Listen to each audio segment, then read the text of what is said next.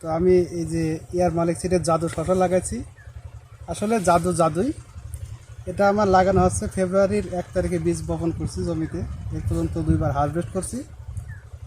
আর এই যে কালার আর শেপ আর যে টেস্ট, এটা আসলে বলার মতো না। বাজারে বর্তমানে অন্যান্য শশা 35 টাকা কেজি বিক্রি হচ্ছে, আর আমারটা হচ্ছে 55 টাকা কেজি। যে আসলে অবিশ্বাস্য, তো আমি আসলেই খুশি। আর এই গাছটা আসলে গাছগুলোর রোগ বালাই অনেক কম, খুব শক্তিশালী গাছ। আর এর ফলের কথা বলা যাবে না, যে এত সুন্দর ফল ধরে প্রতি গিটে গিটে। আপনি তার এটি দেখাতে পারছেন, প্রতি গিটে গিটে ফল। যে আসলে আমি খুব খুশি এই এই শশাটা লাগে। আর বাজারে মানে নিয়ে যাওয়ার সঙ্গে সঙ্গে সময় লাগে না, মানে যে 30 সেকেন্ড সময় দেবে এই সময়ও নাই, এমন অবস্থা।